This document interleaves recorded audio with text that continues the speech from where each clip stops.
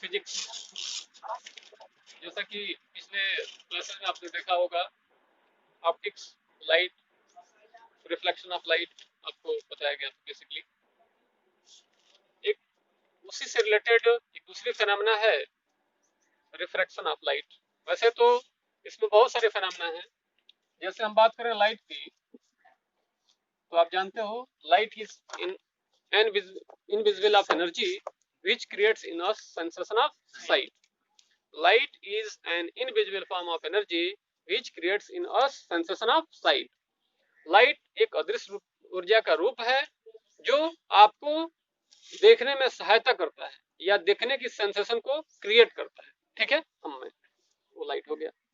अब लाइट से रिलेटेड कुछ फेनोमेना है, उनको आपको देखना है, कुछ यहाँ देखना है, कुछ अदर क्लासेस में देखना है, हायर क्लासेस में देखना है।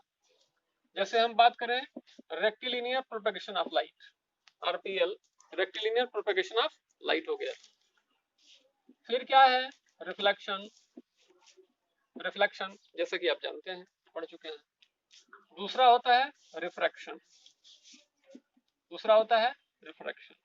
फिर तीसरा है आपका डिस्पर्शन, डिस्पर्शन ऑफ लाइट है। फिर है आपका स्कैटरिंग,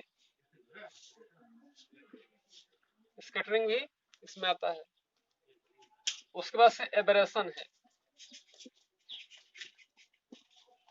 डिफरेंट कलर का अलग अलग दिखाई देना, वो एबरेशन कहलाता है।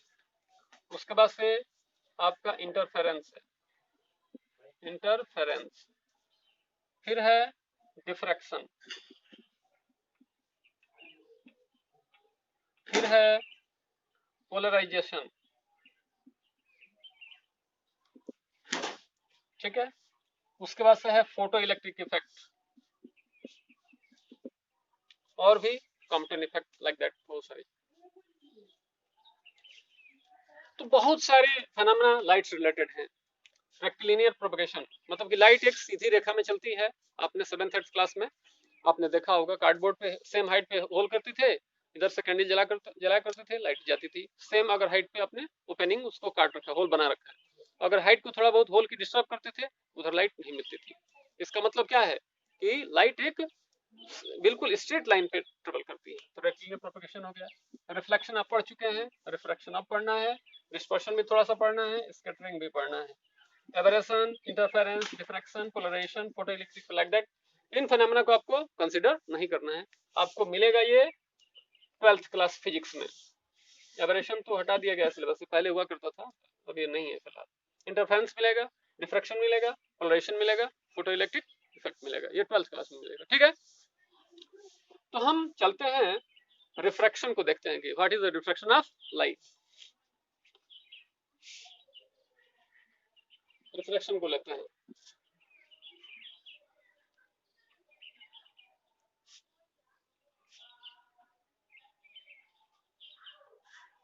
सपोज करो आप एक ऐसा homogeneous constant optically constant medium लेते हैं, मीडियम चेंज नहीं हो रहा, डेंसिटी उसकी हर जगह क्या है, बराबर है। एक रे ऑफ लाइट, मान लो यहाँ पे S1 कोई सोर्स है, यहाँ से रे ऑफ लाइट चलती है और बिल्कुल स्ट्रेट लाइन पे चली गई, कहीं कोई डिस्टर्बेंस नहीं है, अपने ओरिजिनल पाथ पे चलती चली जा रही है। लेकिन मान लो यहाँ पे कोई S2 सोर्स ऑफ लाइट हो और यहाँ से कोई रे ऑफ लाइट चलती है, बीच में मीडियम चेंज हो गया। क्या हो गया, मीडियम चेंज हो गया। यहाँ पे वाटर आपने रख दिया, क्या रख दिया इसके रास्ते में, वाटर, पानी रख दिया या ग्लास रख दिया।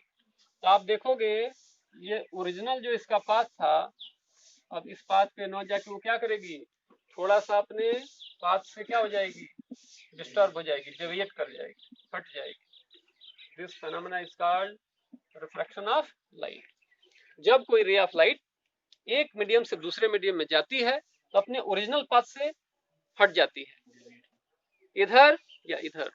ये कंडीशन पे डिपेंड करेगा कि आपकी मीडियम की डेंसिटी क्या है। अगर रेयरर मीडियम से डेंसर की तरफ जा रही तो उस समय नॉर्मल के क्या होगा, टुवर्ड्स बेंड होगी, नॉर्मल की तरफ झुक जाएगी। जाना चाहिए था किसको, ऐसे। अब क्या होगी, नॉर्मल है ना, नॉर्मल साइड क्या होगी, झुक जाएगी। अगर डेंसर से रेयर की तरफ जा रही हो उस केस में नॉर्मल से दूर हटेगी। जब ये क्या था, वाटर से जब एयर में निकलेगी फिर तो जाना चाहिए था किस पाथ पे, इसको सोचो, जाना चाहिए था इस पाथ पे, लेकिन अब इस पाथ पे ना जाके थोड़ा सा दूर हट जाएगी। रेयर से डेंसर का केस हो नॉर्मल के टुवर्ड्स बेंड होगी, डेंसर से रेयर का केस हो नॉर्मल से अवे बेंड होगी। क्लियर है, कोई डाउट तो नहीं किसी को? तो हमने क्या समझा सुना कि when a ray of light passing through one medium to another, it deviates from its original path. This phenomena is called refraction of light. Clear? आते हैं, देखते हैं कि रिफ्रैक्शन से रिलेटेड कौन कौन से टर्म्स हैं, उनको थोड़ा सा जान लें।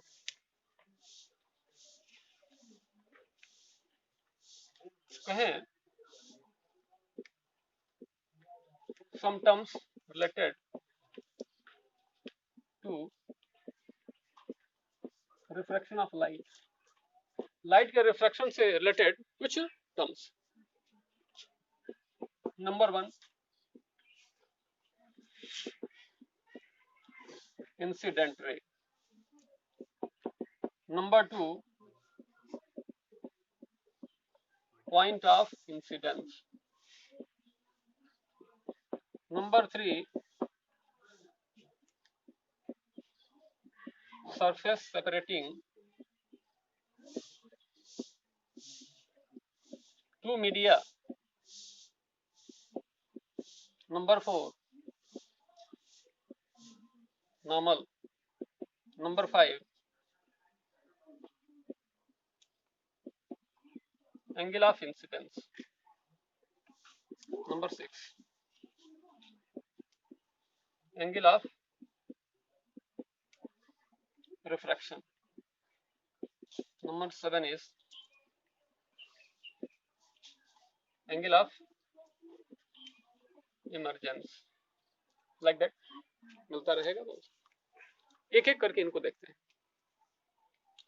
सपोज करो यहाँ पे कोई आपके पास एक ऑप्टिकली डिफरेंट मीडियम है, यहाँ से कोई रे ऑफ लाइट ऐसे जा रही थी, ऊपर मान लो कि एयर है, यहाँ ग्लास है, फिर नीचे एयर है, ये अपने स्ट्रेट लाइन पाथ पे जा रही थी, बीच में मीडियम चेंज हो गई। तो ये कौन सा केस है? रेयरर से डेंसर का केस। तो ये क्या होगी? नॉर्मल से टुवर्ड्स बेंड हो जाएगी, फिर यहाँ से निकलेगी तो नॉर्मल के और बेंड होगी। ये दोनों आपस में पैरेलल रहते हैं। तो कुछ चीजें हम धीरे धीरे देखते हैं। सबसे पहले हमको जानना है सरफेस सेपरेटिंग टू मीडिया। ऐसी थीन लेयर या थीन इंटरफेस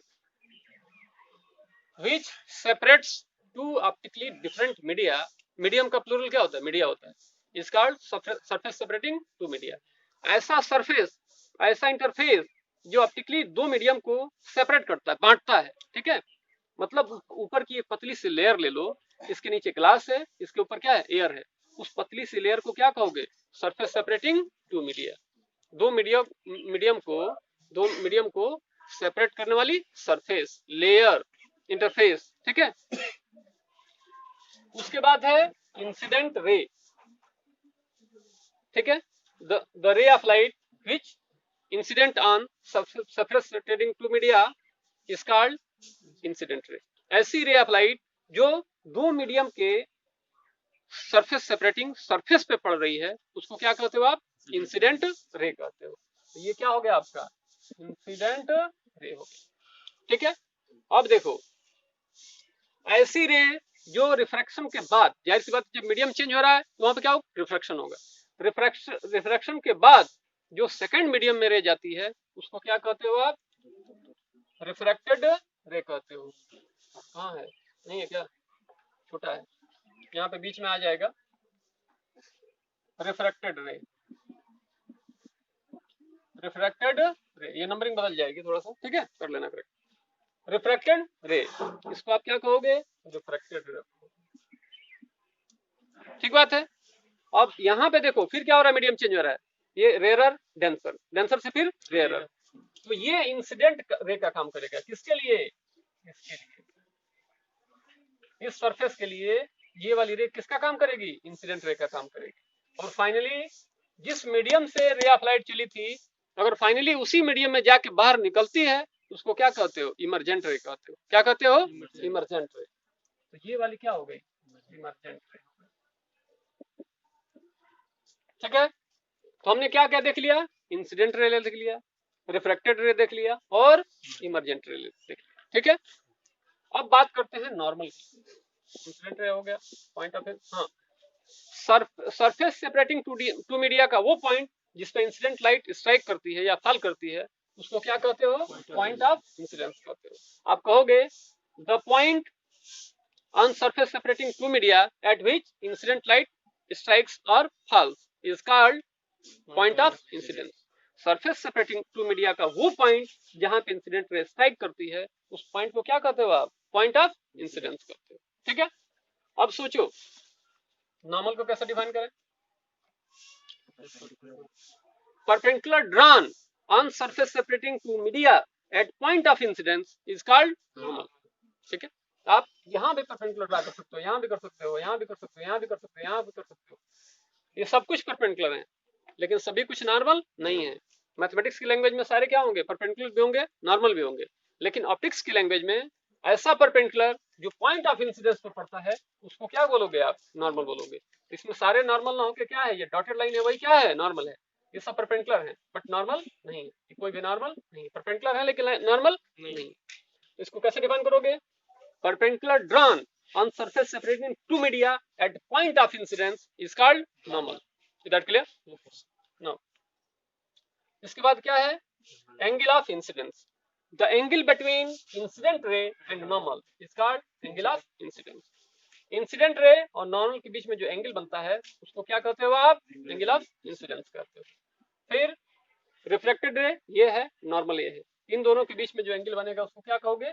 रिफ्रैक्टेड एंगल या एंगल ऑफ रिफ्रैक्शन। ठीक है, the angle between normal and refracted रे is called angle of refraction. ठीक है, फिर यहाँ पे इस सरफेस के लिए ये एंगल ऑफ इंसिडेंस हो जाएगा, और इसके लिए क्या हो जाएगा? एंगल ऑफ रिफ्रैक्शन हो जाएगा। लेकिन कहां से चली थी रे? एयर से। फिर एयर में निकल गई, तो इसको क्या कहेंगे? एंगल ऑफ इमरजेंस कहेंगे। क्लियर है? तो हमने देख लिया incident ray, point of incidence, surface separating two media, reflected ray, normal, angle of incidence, angle of refraction. हाँ, angle of emergence, angle of emergence. The angle between emergent ray and normal is called angle of emergence. Simply इसको E से denote करते हैं, small ई से। ठीक है ना? ये सारी चीजें आपकी क्लियर हो गई। किसी कोई डाउट तो नहीं? चलो आगे बात करते हैं।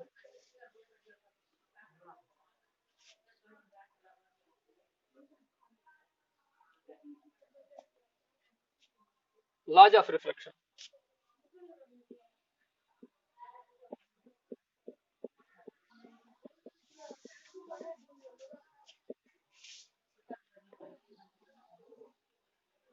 लॉज ऑफ रिफ्रैक्शन, रिफ्रैक्शन के कौन से लॉज हैं?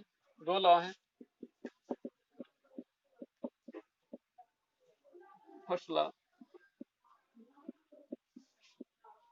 फिर सेकंड लॉ। सेकंड लॉ को स्नेल्स लॉ ऑफ रिफ्रैक्शन भी कहते हैं। स्नेल्स लॉ ऑफ रिफ्रैक्शन भी कहते हैं। फर्स्ट लॉ कहता है कि अगर कहीं पे रिफ्रैक्शन हो रहा है, एक छोटा सा ले लेते हैं फिगर, ऐसे रे ऑफ लाइट इसको जाना चाहिए था, ये नॉर्मल की टुवर्ड्स बेंड हो जाती है, फिर जब निकलती है तो जाना चाहिए था इस बात पे, निकलती है इस बात। ये दोनों आपस में क्या होते हैं? पैरेलल। तो ये कहता है फर्स्ट लॉ कि इंसिडेंट रे, रिफ्रैक्टेड रे, इंसिडेंट रे क्या है? ये है। रिफ्रैक्टेड रे कौन सी है? ये है। और नॉर्मल, तीनों क्या होते हैं? एक ही प्लेन में पड़ते हैं। इंसिडेंट रे यहाँ पे आके मिली, यहाँ पे इंसिडेंट रे आके क्या हुई? गिरी। रिफ्रैक्टेड रे यहीं से निकली और नॉर्मल भी उस पर मिल ही रहा है। तीनों क्या होते हैं? ये ही प्लेन में होते हैं। फर्स्ट लॉ कहता है incident ray, refracted ray and normal all lying in the same plane. इसी प्लेन में क्या करते हैं? पढ़ते हैं। ठीक है ना? सेकंड लॉ क्या है? For a given pair of media, pair मतलब जोड़ा, मीडियम मतलब मीडियम सिंगुलर होता है, प्लूरल मीडिया होता है। तो किसी ऑप्टिकली टू डिफरेंट मीडिया के पेयर के लिए एंगल ऑफ इंसिडेंस का साइन और एंगल ऑफ रिफ्रैक्शन का साइन ये हमेशा कांस्टेंट रहता है। Sine I3 upon sine R3 equal to constant. इसी को ये क्या होता है, कांस्टेंट। ठीक है, किसी गिवन पेयर ऑफ मीडिया के लिए एक कोई एंगल ऑफ इंसिडेंस लोगे और दूसरा उसका मेजर करोगे, दोनों को साइन लेके डिवाइड करो, फिर एंगल बदल दो और उसके करस्पॉन्डिंग जो रिफ्लेक्टेड एंगल मिलता है उसको भी काउंट करो, इसको भी फिर क्या करो, डिवाइड करो, फिर तीसरे एंगल के लिए I3 और R3 को निकाल के आप डिवाइड करो। आप देखोगे हर जगह क्या मिलेगा, सेम रेशियो मिलेगा। क्या मिलेगा, सेम रेशियो। सेम रेशियो निकल के आएगा, कांस्टेंट निकल के आएगा। इसी को क्या कहते हैं, स्नेल्स लॉ ऑफ रिफ्रैक्शन कहते हैं। तो क्या हुआ, sine I upon sine R equal to constant. कैसे डिफाइन करोगे, स्टेटमेंट कैसे दोगे, for a given pair of media, क्या बोलोगे, for a given pair of media sine of angle of incidence to the sine of angle of refraction always remains constant.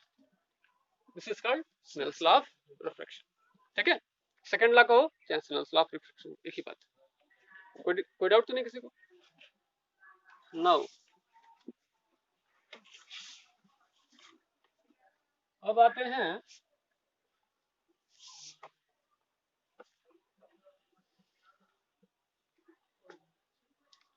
Refractive index.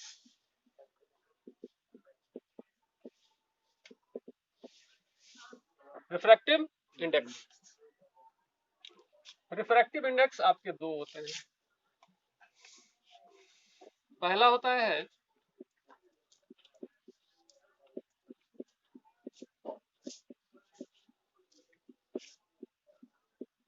Absolute refractive index, दूसरा होता है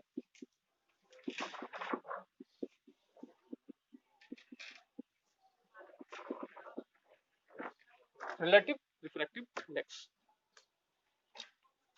जब किसी भी medium का refractive index vacuum के रिस्पेक्ट में आप निकालोगे तो वहां पे क्या आता है, एब्सोल्यूट रिफ्रैक्टिव इंडेक्स होता है। अगर किसी मीडियम का किसी दूसरे मीडियम के रिस्पेक्ट में जो वैक्यूम ना हो उसके रिस्पेक्ट में निकालते हो तो यहाँ पे क्या मिलता है, रिलेटिव रिफ्रैक्टिव इंडेक्स मिलता है। देखो C क्या होता है, speed of light in vacuum, speed of light in vacuum. Vacuum में C क्या होता है, स्पीड ऑफ लाइट होता है। इसकी न्यूमेरिकल वैल्यू होती है 3.0 इंटू 10⁻⁸ मीटर पर सेकेंड। यही जब स्पीड आप एयर में निकालते हो, velocity of light in air, तो आपको मिलता है 2.99 इंटू 10⁻⁸ मीटर पर सेकेंड। तो बहुत नजदीक है, 2.99 कहो या चाहे 3 कहो, लगभग बराबर है। ठीक है, इसलिए आप स्पीड ऑफ लाइट को, speed of air, speed of light in air को आप कहीं कहीं बराबर लिख लेते हो। ठीक है ना, उसमें कोई डिफरेंस नहीं आता। ठीक है, तो आप कहोगे refractive index of a medium is speed of light, speed of light in vacuum to the speed of light in that medium. जिस मीडियम का भी आप निकालना चाहते हो उसकी स्पीड से क्या करोगे, डिवाइड करोगे। जैसे मान लो आपको निकालना हो ग्लास का रिफ्रैक्टिव इंडेक्स, किसका निकालना हो, ग्लास का रिफ्रैक्टिव इंडेक्स, तो आप क्या करोगे, वैक्यूम में जो लाइट की स्पीड है उसमें स्पीड ऑफ ग्लास से क्या करोगे, डिवाइड कर दोगे। ठीक है, 3 मतलब कि क्या हुआ, 3.0 इंटू 10⁸ मीटर पर सेकेंड में ग्लास की जो स्पीड होगी उससे डिवाइड कर दोगे, उससे जो रेशियो निकल के आएगी वो क्या मिलती है, वो ग्लास की रिफ्रैक्टिव इंडेक्स होती है। ठीक है ना, तो किसी भी मीडियम का रिफ्रैक्टिव इंडेक्स अगर आपको निकालना हो तो लाइट की वैक्यूम स्पीड में उस मीडियम में लाइट की स्पीड से क्या करोगे, डिवाइड कर दोगे, जो रेशियो निकल के आएगी वो क्या होती है, रिफ्रैक्टिव इंडेक्स होती है। बट कौन सी, एब्सोल्यूट। कौन सी होती है, एब्सोल्यूट। अब सपोज करो आपके पास कुछ ऑप्टिकली 2 या 3 मीडियम है, डिफरेंट मीडियम, ठीक है, ध्यान दो। ये पहला मीडियम है, ये दूसरा मीडियम है, ये तीसरा मीडियम है, ये फिर क्या है, पहला है। मान लेते हैं यहाँ स्पीड क्या है, v1 है, यहाँ पे स्पीड कितनी है, v2 है, यहाँ पे क्या है, v3 है, ये फिर क्या हो गया, v1 हो गया, क्योंकि सेम मीडियम आ गया ना, फर्स्ट मीडियम। तो अगर आपको निकालना है refractive index of second with respect to first, पहले मीडियम का रिफ्रैक्टिव इंडेक्स निकालना है पहले के रिस्पेक्ट में, आप क्या करोगे, इसकी स्पीड में, इसकी स्पीड से क्या करोगे, डिवाइड कर दो, v2 अपॉन v1, ठीक है ना। जिसमें रिफ्रैक्टेड रे जाती है, मान लो लाइट यहाँ से चली, ऐसे जाना चाहिए था, ऐसे निकल गई ऐसे, तो जिसमें रिफ्रैक्टेड रे जाती है वो ऊपर रखोगे, उसकी स्पीड को ऊपर रखोगे, नीचे जिसमें से आ रही थी उसको करोगे, ठीक है ना। तो यहाँ के कंपैरिजन से जो निकल के आता है वो क्या होता है, रिलेटिव रिफ्रैक्टिव इंडेक्स होता है। क्या होता है, रिलेटिव रिफ्रैक्टिव इंडेक्स। अगर आपको refractive index of third medium with respect to second निकालना है, क्या करोगे, velocity of light in third medium to the velocity of light in second medium, ठीक है। यहाँ से जो निकल के आएगा वो क्या होगा, रिलेटिव रिफ्रैक्टिव इंडेक्स। क्लियर है। अब ध्यान दो, हम देख रहे हैं कि दोनों जगह स्पीड ऑफ लाइट ही है, तो स्पीड की यूनिट क्या होगी, मीटर पर सेकंड, नीचे वाले स्पीड की भी यूनिट क्या होगी, मीटर पर सेकंड, दोनों कट गए, क्या बचा, कुछ नहीं, 1 टाइम्स कांस्टेंट बचा, ठीक है। तो रिफ्रैक्टिव इंडेक्स की कोई यूनिट नहीं होती, वो केवल एक रेशियो है, कांस्टेंट। क्लियर है। देखते हैं, आइए देखते हैं, दूसरा टॉपिक है principal of reversibility of light. Light की रिवर्सिबिलिटी का प्रिंसिपल। रिवर्स होने का मतलब क्या है, पलट देना, उलट देना, ठीक, क्या करना, उसका उल्टा कर देना। तो स्टेटमेंट इसका देख लेते हैं। This principle is said that, this principle is said that if path of a ray of light get reversed after suffering a number of reflection and refraction, then it retraces its original path. Principal of reversibility of light कहता है कि अगर तुम किसी रे of light जिसने बहुत सारे रिफ्लेक्शन, बहुत सारे रिफ्रैक्शन को झेला है, फेस किया है, उसके अगर पाथ को रिवर्स कर दो, उल्टा कर दो, तो जिस जिस पाथ को चूज करके आया था इनिशियली, उसी पाथ पे वापस लौटेगा। जैसे फिगर समझो, सपोज करो यहाँ पे वाटर है, क्या है, वाटर है, यहाँ पे क्या है, ग्लास है, क्या है, ग्लास, ये क्या है, एयर है, ये भी क्या है, एयर है, ठीक है। वाटर दिखा देते हैं,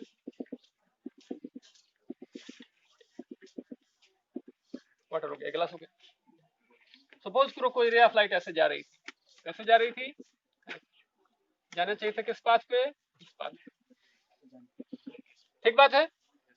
ये क्या है, ये रेरर है, ये डन सर्किट, नॉर्मल के टुवर्ड्स बेंड होगी, ऐसे जाना चाहिए था इस पाथ पे, लेकिन और क्या होगी, क्योंकि वाटर से ज्यादा डेंसर क्या होता है, वो होता है, ग्लास होता है, ठीक है, और ज्यादा बेंड हो जाएगी सर, फिर ये finally emerges out along this, ठीक है।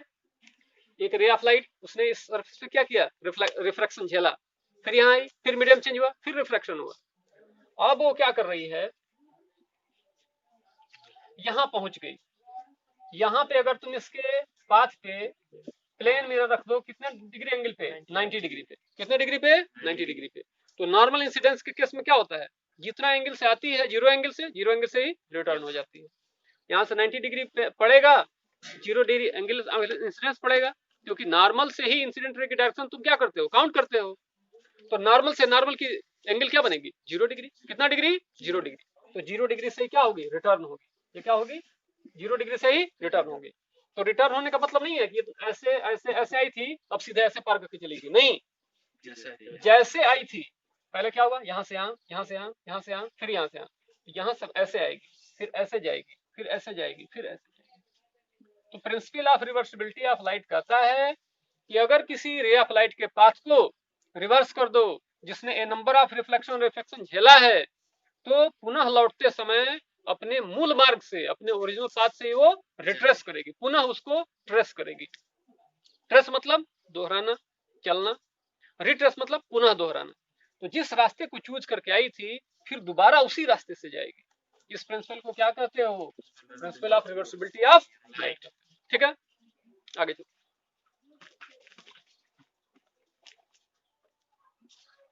अब हमको देखना है refraction of light through a glass plate.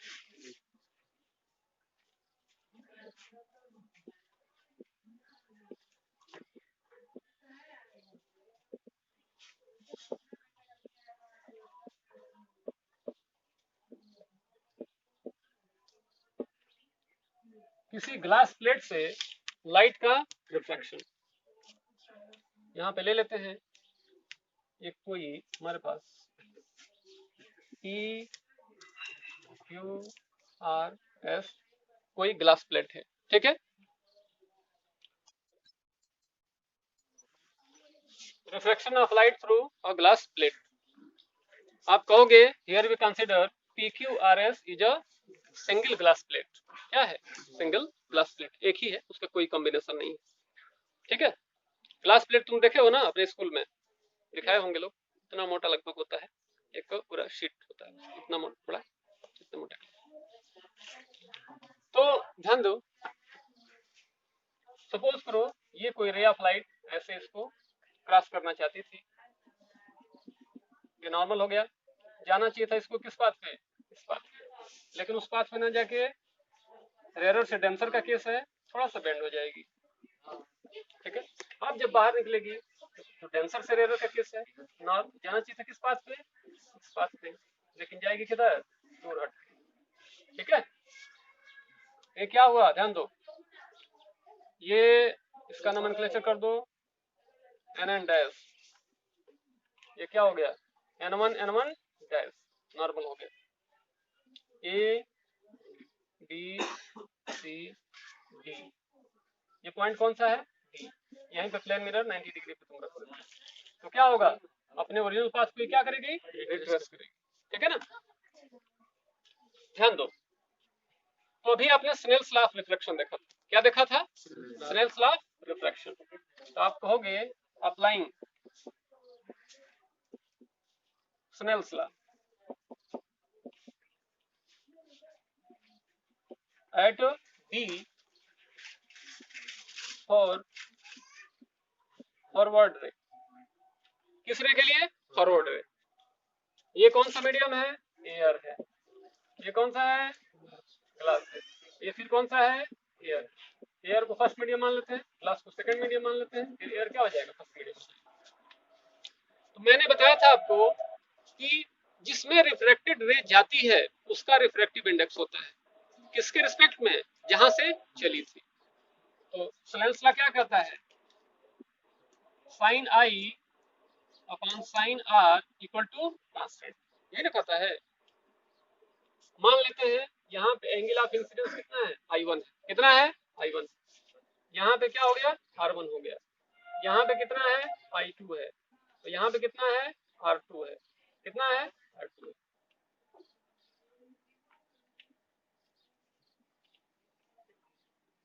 किसी को दिक्कत तो नहीं? तो लगाओ, एंगल ऑफ इंसिडेंस क्या है? I1।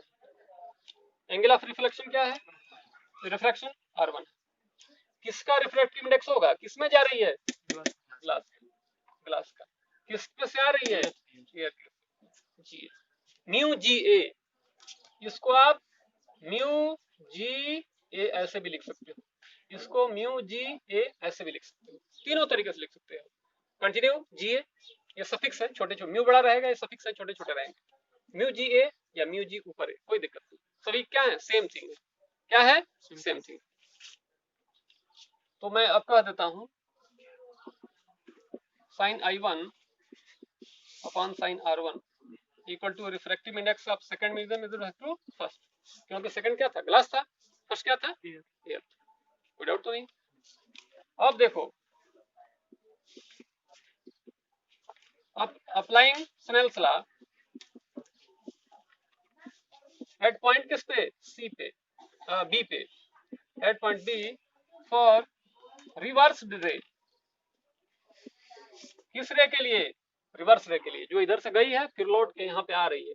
अब ये क्या होगा, एंगल ऑफ इंसिडेंस होगा, ये क्या होगा, एंगल ऑफ रिफ्रैक्शन होगा। अब रिफ्लेक्टेड किस में जा रही है, एयर में, तो क्या होगा, angle of incidence r1, angle of refraction I1 बन जाएगा, क्या बन जाएगा, I1 बन जाएगा। अब क्या होगा, रिफ्रैक्टिव इंडेक्स का first medium with respect to second, ये क्या हो गया, क्वेश्चन नंबर 2। ये नीचे दिखाई दे रहा है क्या, दिखाई दे रहा है, फ्रॉम 1 मल्टीप्लाई बाई 2, 1 से 2 को क्या करो, मल्टीप्लाई करो, तो क्या होगा, sign I1 upon sine R1 into क्या होगा, साइन R1 बटा साइन I1 इक्वल टू क्या हो गया, μ21 इंटू μ12। देखो R1 से R1 कटेगा, I1 से I1 कटेगा, कितने टाइम्स, 1 टाइम्स। तो हमने ओवरऑल क्या देखा, μ21 इंटू μ12 इक्वल टू क्या हो गया, 1 हो गया। किसी को एक साइड उधर भेज दो, तो μ21 इक्वल टू क्या होगा, 1 अपॉन μ12, ठीक है, क्लियर, ये डेरिवेशन आपको मिल जाता है। ये क्या मिला, refractive index of second medium with respect to first equal to 1 upon refractive index of first medium with respect to second. किसी एक मीडियम का दूसरे के रिस्पेक्ट में पता हो तो दूसरे का पहले के रिस्पेक्ट में आप निकाल सकते हो, कैसे, रेसिप्रोकल करके, कैसे करके, रेसिप्रोकल करके। μ21 इक्वल टू 1 अपॉन μ12, अगर μ12 पता होता, μ12 अगर निकालना होता तो क्या करते, μ12 इक्वल टू 1 अपॉन μ21, क्लियर है, इस कॉन्सेप्ट का यूज हम करेंगे अभी आगे, ठीक है, क्लियर है, कोई डाउट तो नहीं है, यहाँ तक पहुंच गए। अब आते हैं हम, थोड़ा सा इसको मिटाना पड़ेगा, इसके जो यूनिक कुछ चीजें हैं उसको लिख लेते हैं। यहाँ पे दिख रहा है क्या, यहाँ दिख रहा है, यहीं पे इसका लिख लेते हैं, चलो आपको ना पहले यहाँ पे μ21 equal to sine I1 upon sine R1, equation number कौन सा है, 1 है। और दूसरा क्या मिला है, μ12 equal to sine R1 upon sine I1, equation number 2 मिला है, ठीक है। आइए अब इसको मिटाता हूँ। अब स्नेल्स लॉ लगाते हैं किस पॉइंट पे, सी पॉइंट, किस पॉइंट पे लगाते हैं, सी पॉइंट। ध्यान दो, कहेंगे अपना applying Snell's law of refraction at point C, यहाँ पे एंगल ऑफ इंसिडेंस क्या है, I2 है, एंगल ऑफ रिफ्रैक्शन क्या है, R2 है। किसमें रिफ्रैक्टेड जा रही है, एयर में, कहां से आ रही है, ग्लास, क्या होगा, refractive index of glass with respect to, sorry, refractive index of air with respect to glass equal to क्या होगा, साइन I2 बटा साइन R2। कोई दिक्कत तो नहीं है, ये क्या कहे हो, एयर को फर्स्ट मीडियम कहे हो ना, first respect to second equal to क्या हो गया, sine I2 upon sine R2, equation number 3 कर दो, कौन सा क्वेश्चन कर दो, 3। अब ध्यान दो,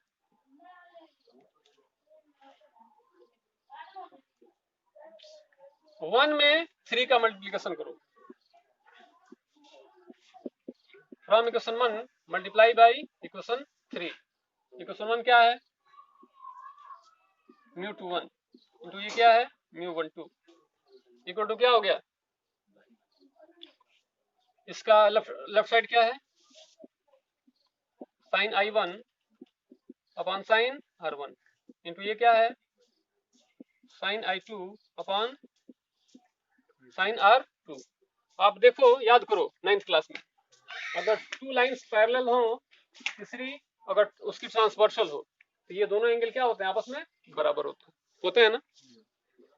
एन एन डैश क्या है, नॉर्मल है, n1 डैश भी क्या है, नॉर्मल है, इसका मतलब दोनों एक दूसरे के क्या है, पैरेलल है।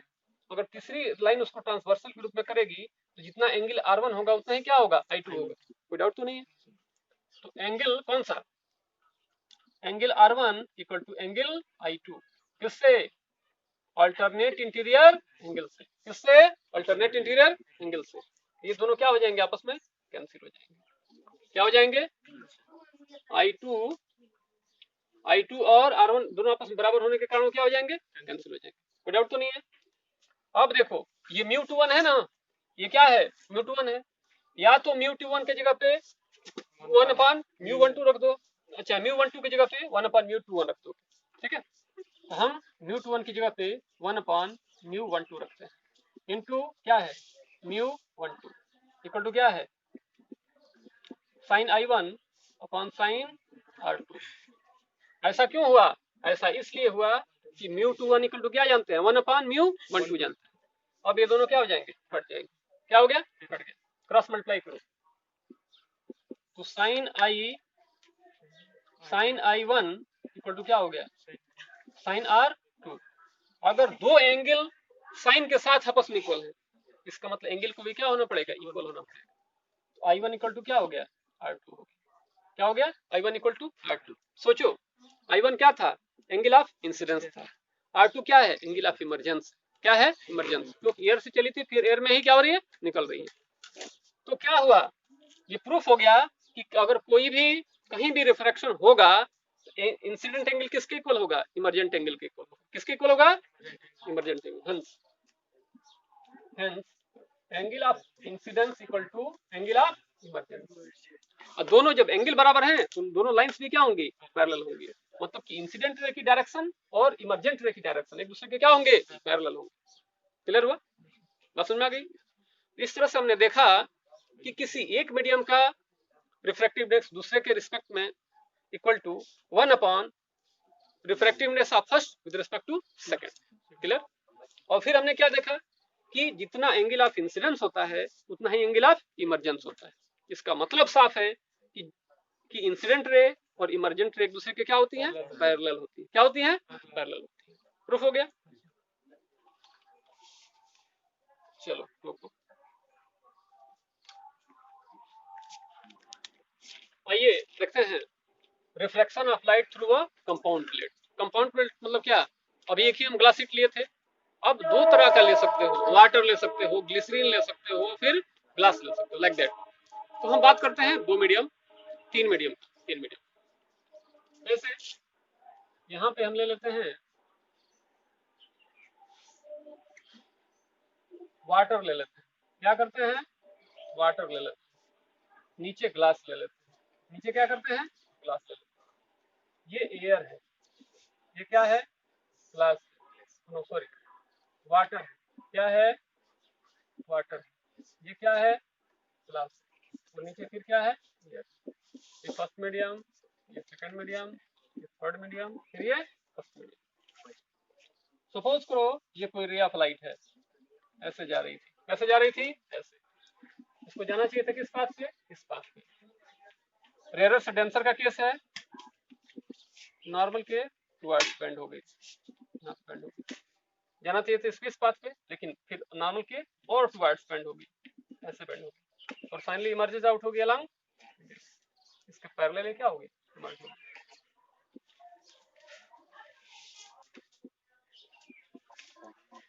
n dash n1 n1 dash फिर n2 n2 डैश, ये थ्री नॉर्मल्स हैं, n dash n1 n1 dash और n2 n2 डैश। इसको इसका नोमेनक्लेचर कोई करने की जरूरत नहीं है, रे का नोमेनक्लेचर कर दो, ए बी सी डी और ई। कोई दिक्कत तो नहीं किसी को, बोलो कोई दिक्कत है क्या किसी को। Applying Snell's law, applying Snell's law at B, किस पॉइंट पे, बी पे। किसमें रिफ्लेक्टिव रे जा रही है, वाटर में। तो वाटर का रिफ्रैक्टिव इंडेक्स कहां से आ रही है, एयर से। एयर बाद में रहेगा। क्या होगा sin I1 upon sin R2। Question number 1, कोई डाउट तो नहीं।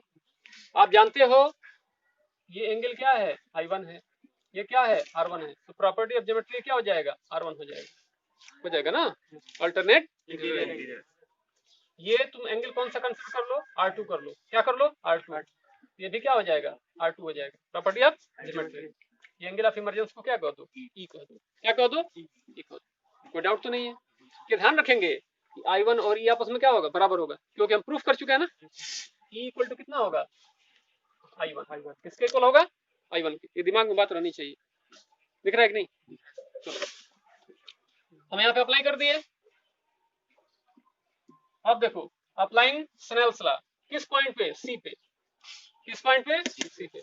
किसमें रिफ्रैक्टिव रे जा रही है? किसमें? कहां से चली थी? वाटर से। इसको क्या दो?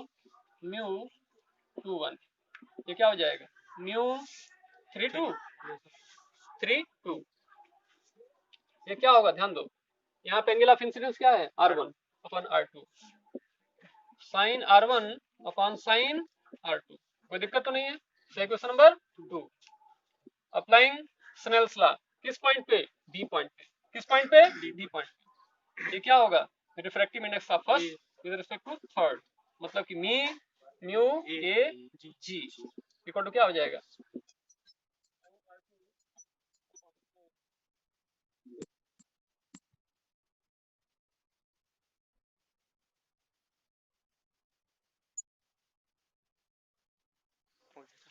चलो, mu 13 equal to mu A G equal to sine I2 upon sine I1।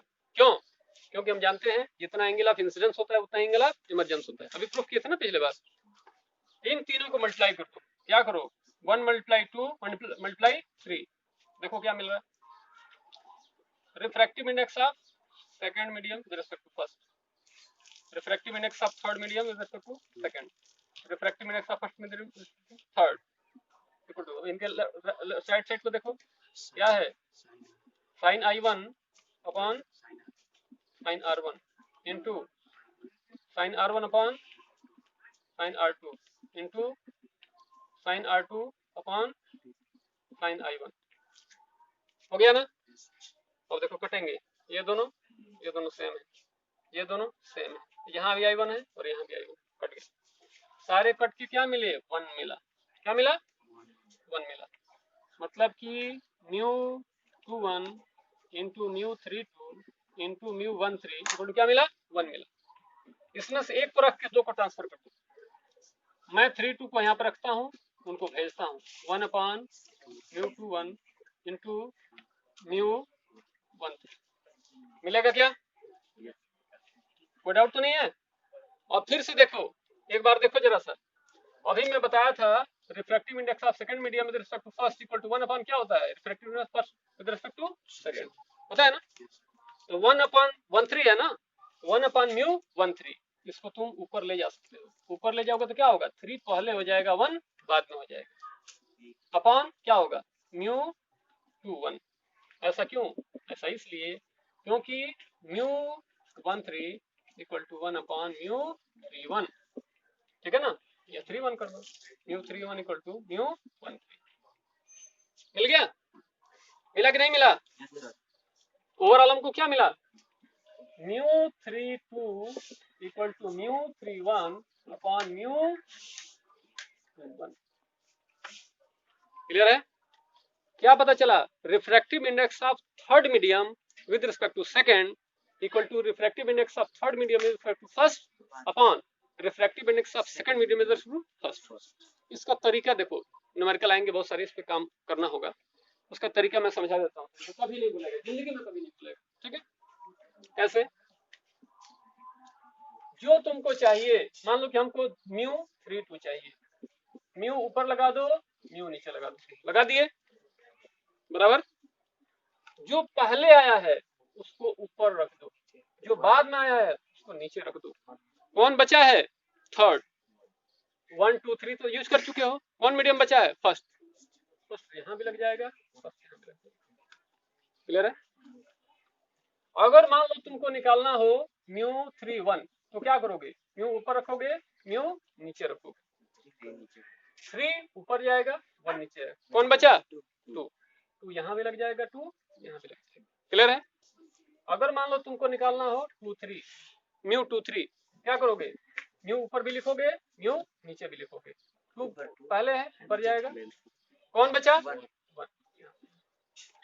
Clear? बड़ा आसान बन जाता है, नहीं तो एग्जाम में बहुत कंफ्यूजन होती है। तुम सोचते हो ये दिया है, ये पूछ रहा है, उल्टा पूछ रहा है। ये सब चीजें इससे डिसाइड हो जाती है। ठीक है? बड़ी आसानी से। एक बार से तो इस तरह से हमने देखा refraction of light through compound plate. ठीक है? आज यहीं तक छोड़ते हैं।